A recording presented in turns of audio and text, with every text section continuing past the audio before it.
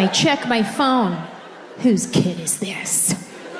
And it says, tornado warning. Take cover now in a basement. Ooh, my heart started beating so fast. I said, oh my God, do we even have a basement? I don't even know. Because I'm from California. We don't do basements in California. That's dangerous because there could be an earthquake. I wake up my husband. I was like, babe, we got an alert on the phone. It says there's going to be a tornado. We got to go in the basement. Do we have a basement? Now, my husband is an Army brat. He grew up everywhere. He spent a lot of time in Kansas, and he was like, oh, we used to get these all the time. Don't even worry about it. Just go back to sleep.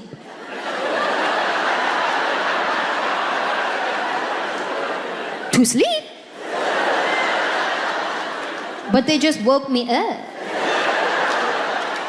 I don't think that's what they want. He was like, what county is it in? Oh yeah, that's like 5 miles away. We're good. We could watch it from the front.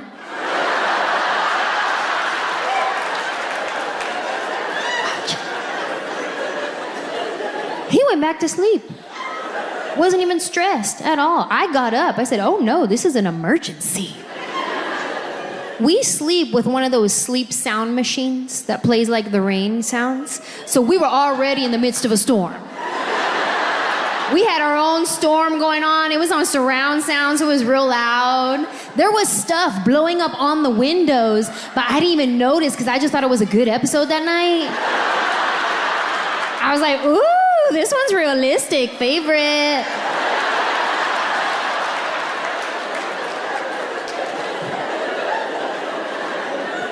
I get up, I turn the sleep machine off, and that is when we can hear the tornado sirens outside. Brrr, brrr. Then my husband, go, get up, go, get up, go. What? But you said we could watch it. We both start freaking out. I'm grabbing things we don't even need, like Windex, a stapler. Where do we go?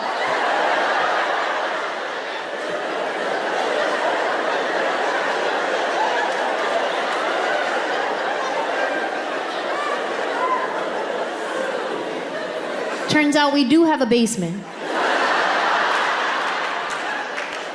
Guess where it is? Outside. Like we're in the Wizard of Oz. We keep it locked for safety. And we keep the key in the junk drawer in the kitchen.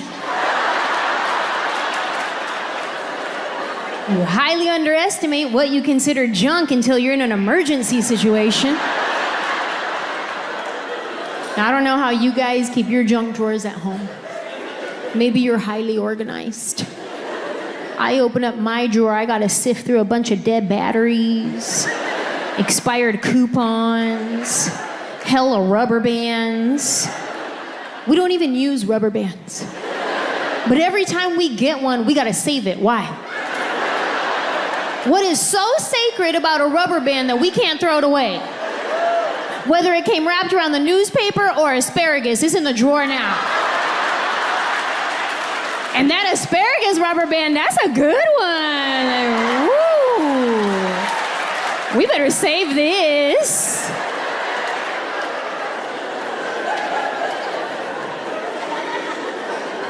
Got about 86 keys in here. We don't even have 86 locks. Finally find the basement key. We go outside, unlock the door, get down into the basement, and that is when we realize that we are fully unprepared for this situation. We have no emergency necessities down there. No water, no food, no batteries, nothing. Just me, my husband, and hella spiders. And they were all looking at me real suspect-like too. Like they recognize me.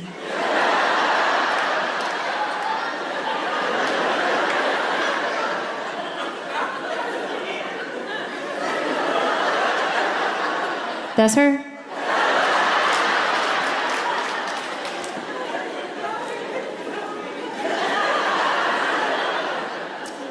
Listen, ma'am, I know you weren't expecting this today.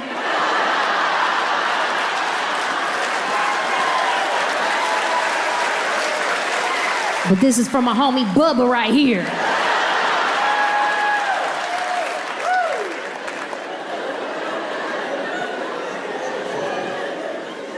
While we were trying to figure out what part of the city we wanted to live in, my husband and I were staying in a studio apartment.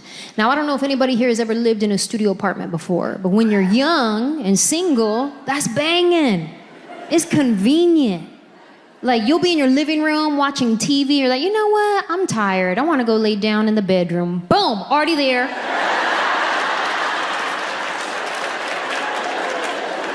Convenient when you're young and single. However, studio apartment living when you're married isn't real conducive to staying married. Because you have no personal space. Like at our old house, if we got on each other's nerves, he goes to this room, I go to that room, we cool off, we're fine. Now in a studio apartment, if we get in an argument, when we're done arguing, we just gotta keep looking at each other's stupid faces. You know how hard that is? That is challenging. That should be a TikTok challenge, do that one. And my husband's good looking. Typically, he's really fun to look at. But if we have been arguing, I will make all his pretty features real ugly real quick. I'll be like, you know what? You see how your teeth are perfectly straight and you don't need a retainer? That's annoying. And like, we get it. You have perfect bone structure. Honestly, you have no character in your face. Get a scar.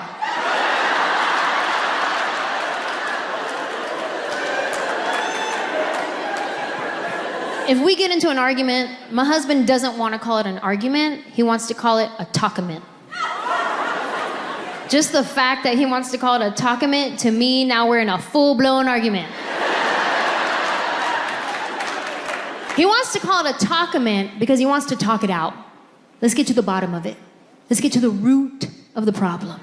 And when my husband talks it out, he likes to talk in circles. Circles are his favorite shape. He likes to say the same thing he just said, but a little bit differently. Because he's talking it out.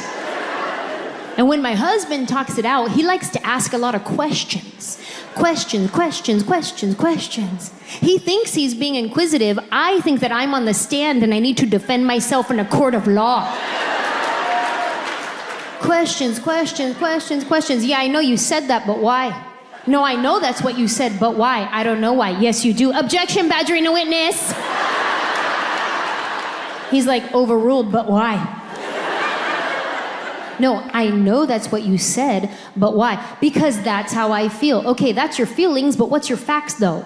That's how you feel, but what are your facts to support your feelings? Oh, you're stupid, that's my facts. And it's not that my husband is stupid. It's just that I don't know how to talkament. I can start in a talkament. We're just having a conversation. We're both calm until he triggers me, which is like sentence number 3. And then next thing you know, here come my emotions. They weren't even invited to this party, but they showed up, all pedo, ready to say some stuff. The more questions he asks, the more worked up they get. Questions. Next thing you know, here go my emotions out of my mouth. And when I'm in an argument, my words come out like little shanks. He's over here trying to talk him in, and I'm just like,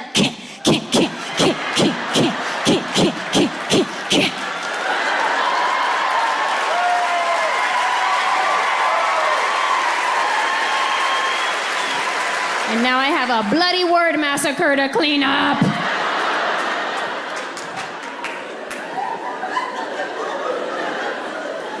Sorry.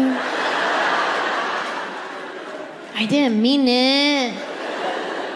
I was just trying to win.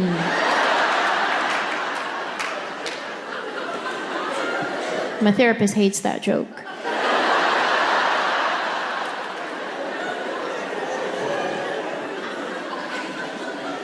working on it, though. I am working on my communication. I wish I could be more like my friend Maya. She's so calm, cool, and collected all the time. One day I asked her, I was like, girl, do you ever get in an argument with your husband? She was like, yes. She started telling me about an argument they got in, and he had said something to her, and she was like, okay, see, when you say that, it makes me feel like what you're saying is I'm doing it wrong. And then he was like, oh, no, that's not how I meant it at all. I'm so sorry it came out that way. That was their argument.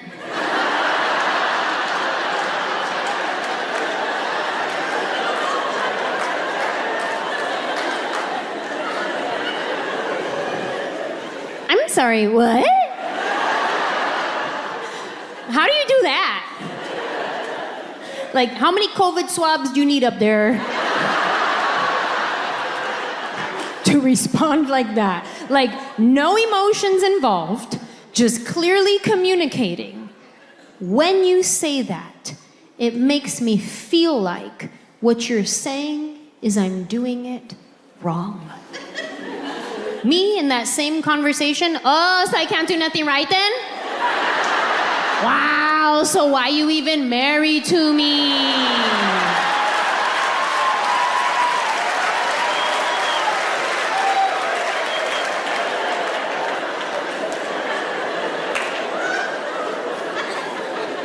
I'm working on it. Living in a studio apartment when you're married, things that are normally easy are all of a sudden difficult, like watching TV. In a studio apartment, you have to both want to watch TV at the same time. Then you have to want to watch the same thing at the same volume preference. Now, I don't know if my husband is hard of hearing, but to him, if the TV is not at volume 85 or above, it might as well be on mute. God forbid I bring the volume down to 65. He will passive-aggressively put on the captions. It's his silent way of yelling at me. If my husband cannot feel the vibration of every word coming out of the TV, not loud enough. And we watch different stuff. My husband likes to watch UFC fights and the Hallmark Channel. He's very diverse. He's into extreme violence and Candace Cameron Bure. Me, I just want to watch anything murdery, rapey. Those are my shows. All the crime shows. If there is not an investigation to be had, a bad guy to be caught, a soothing narrator voice telling me how the woman's body was dragged behind the building, then I don't want to watch it.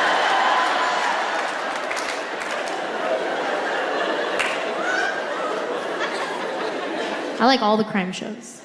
Whether it's a network procedural drama like Law & Order, NCIS, SWAT, Criminal Minds, FBI, like anything Dick Wolf, yes, I'm gonna watch that. But I also love the docuseries shows, Forensic Files, The First 48. That's my show. And I travel a lot with stand-up, so a lot of times I go to cities that are always on that show. And I'll arrive in that city and I'll be like, oh my God, I'm in Dade County. I could totally get murdered right now. Like I get all starstruck. My favorite one is Law & Order SVU. Yes. Anybody watching the spin-off Organized Crime with Detective Stabler? Let's talk about Stabler for a second. Christopher Maloney plays Detective Elliot Stabler. He was on Law & Order SVU for a very long time. And then he left the show for 10 years. And then he came back. Now, I don't know what he did while he was away. I don't know what they call that, intermittent fasting.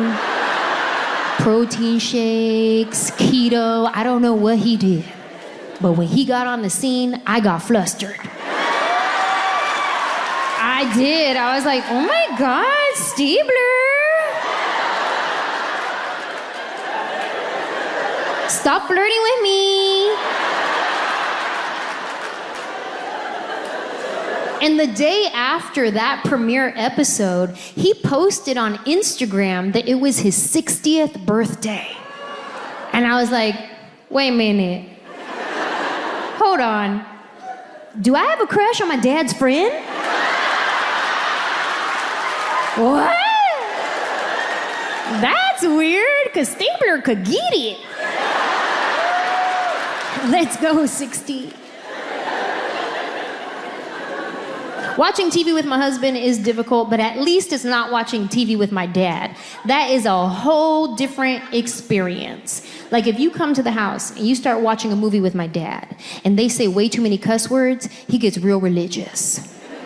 God forbid they say the F word, he'll be like, oh, forgive them, Father. My dad's the guy who, during an action scene, he is counting the amount of bullets coming out of a gun for accuracy. And the second they go over the allotted amount of bullets for that type of gun, he has something to say about it. You think you're just watching a movie, he's silently fact-checking.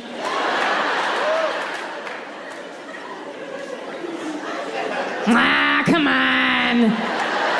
47 bullets and a Glock. This isn't real. Really, Dad? The bullets is what made it not real?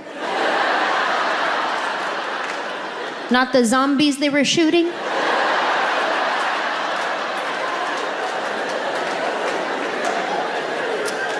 And why is it so awkward when you're watching a movie with your parents and a sex scene comes on?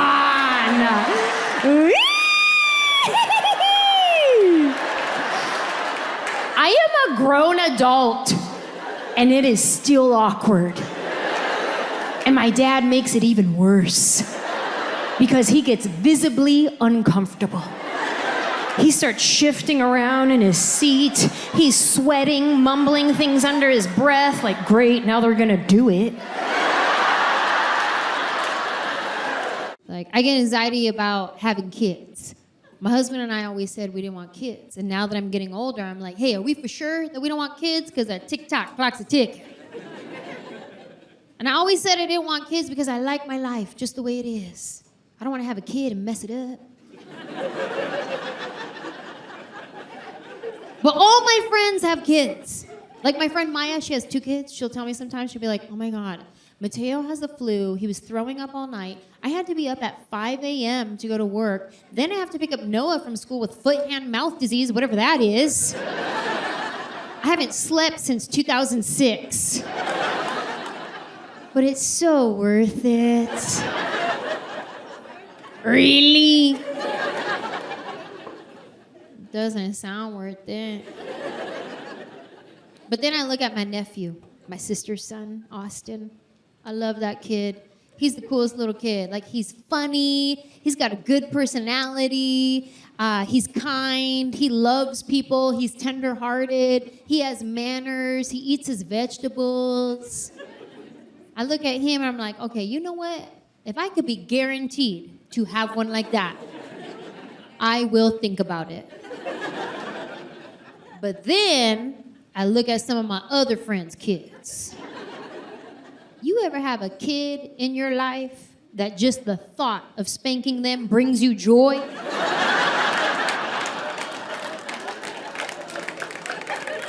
Because I have some kids in my life that I'd be like, ooh, you wait till your mom turns around.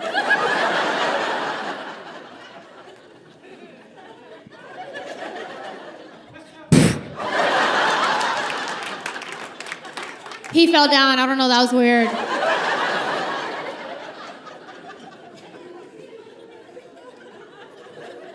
When you don't want kids, you take precautions to make sure you don't have them, like birth control. Well, birth control has hormones, and hormones gave me melasma. You know what melasma is? It's a brown skin mustache. Yeah, I have a mustache. You can't see it because I'm wearing makeup. But when I'm not wearing makeup, I look like my brother. That's messed up. Sometimes if I don't want to wear makeup and just be fresh-faced, go run some errands, when I get to the store, they ask me my preferred pronouns. They go, "Excuse me, ma'am. I'm sorry, sir. I'm sorry, they." Any of those work, thanks. So now I have a dilemma. Do I want a brown mustache or brown babies?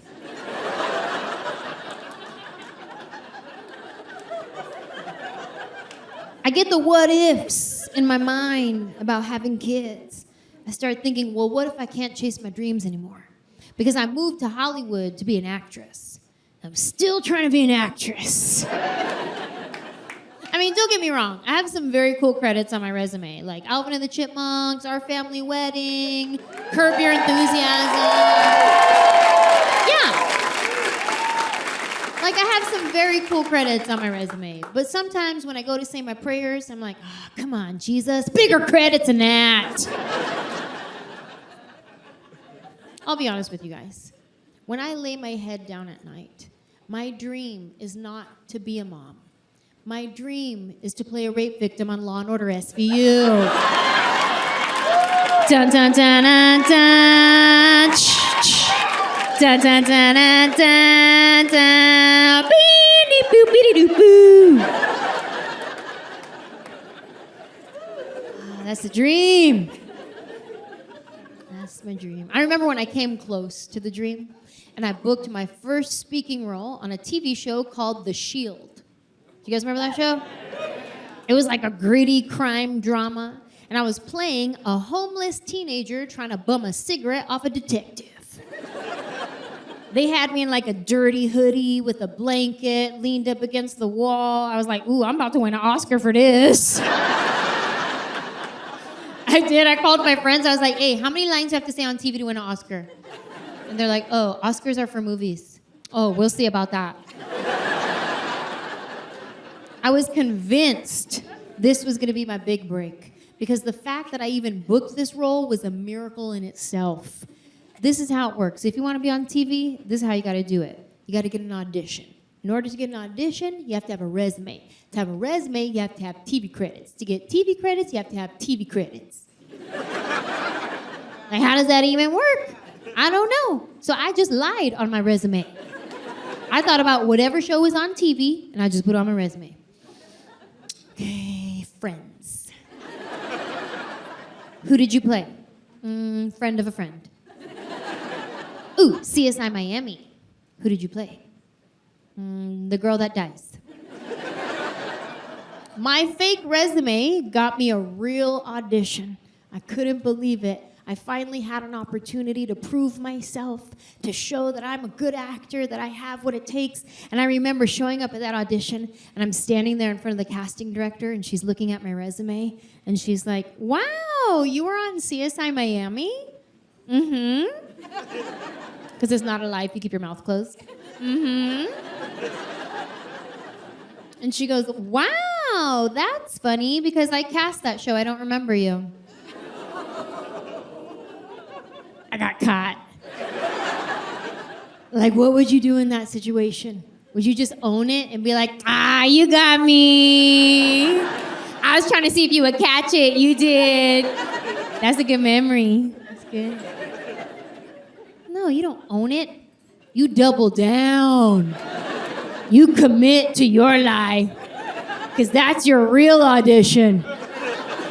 That's how you prove that you're a good actor. Oh, I looked her straight in the face and I was like, you don't remember me? Girl. Remember, I came in here, I did my audition, and you're like, oh my God, you're so good. And I was like, thank you. She knew I was lying. But she let me audition anyway. And that's the one that I booked. That was The Shield. I was so proud of myself. Yeah.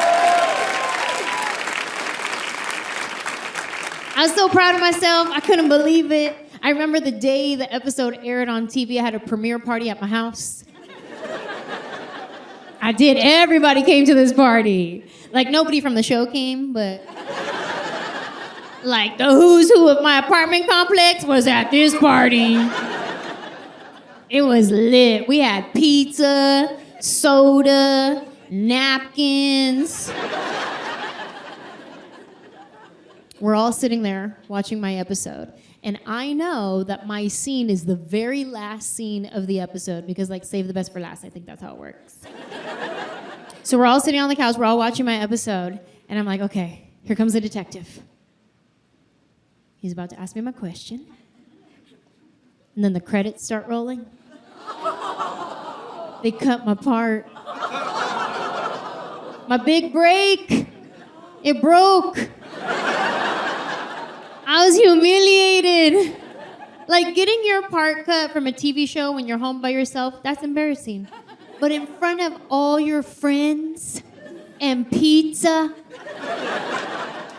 And that wasn't even the most embarrassing part of the night. The most embarrassing part of the night was having to say thank you for coming as people left my party. Bye! Thanks for coming. You. It's fine. Honestly, who cares? Like, seriously, I don't even care. Okay, bye.